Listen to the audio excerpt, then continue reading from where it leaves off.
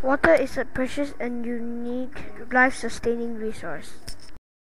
Although pure water is essential to living things, less than 1% of the water on Earth is accessible and usable for humans. In order for water to move from a source to a safe, usable form of water for people, it must undergo a journey that eventually leads to our homes. All water goes through a continuous cycle. Radiation is the driving force behind this water or hydrological cycle. When the sun heats up the Earth's surface, evapotranspiration takes place. This is the process of water heating up and becoming gas known as water vapor. Vapor is released through transpiration in plants and evaporation from collections of water. Once water vapor, it was sent into the air where it will be cooled and condensed.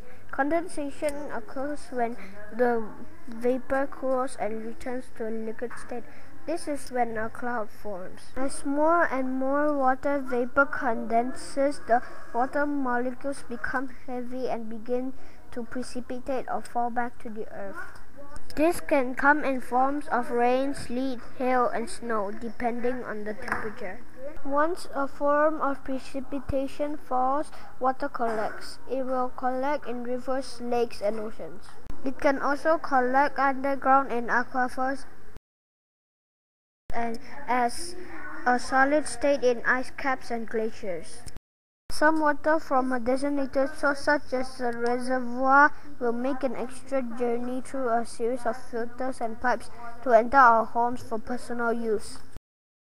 Whether water runs through the pipes of our homes, an underground aquifer, the ocean, or anywhere else, it is on a continuous journey. We use water in many ways. One way we use it is in our daily lives, like drinking water, personal hygiene, and cooking. Another way is farming, like planting plants, vegetables, and fruits.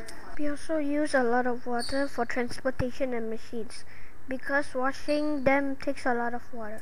We use a lot of water for making things like paper, because we make it from trees, and trees need a lot of water. We use water for fun also because of the waterfalls, swimming, and other things. But we can live without them. It's just for fun. We use a lot of water. Water is polluted in many different ways. Water is polluted by factories throwing garbage, warm water, and dirty water. Warm water is bad for the fish in the rivers and lakes because fish need correct temperature to live. Dirty water is bad for animals and humans because fish can get poisoned and humans might drink the dirty and poisoned water. Another way water is polluted is by farmers using small aircrafts to spray pesticide. When pesticide goes to underground water or aquifers, they flow into rivers and lakes, poisoning the fish. In addition, farmers pollute water by natural fertilizer made out of pig slurry. If a lot of slurry flows into rivers and lakes, it stops the oxygen from going into the water. Chemical fertilizers can also harm fish by making more algae. The algae clogs the rivers and lakes. Water is also polluted by people throwing garbage into rivers and lakes. Oil spills can also pollute water by clogging fish's gills and by covering the birds in oil. These birds can't fly. If the bird is in the water, the bird will drown.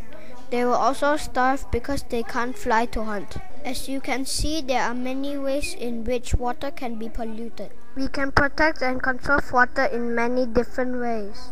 We can protect water by stop polluting it. We can stop polluting water by not throwing rubbish in the water. We can also protect water by stop using pesticides. Pesticide can harm water by going into rivers and lakes, and it can kill the fish. We can also protect water by trying to prevent oil spills from happening. We can prevent oil spills by building stronger ships. We can conserve water by taking showers, not baths. If we take showers, not baths, we can save a lot of water. We can also conserve water by turning off the tap when we don't need. For example, when we are brushing our teeth, we need to turn off the tap. See how important water is?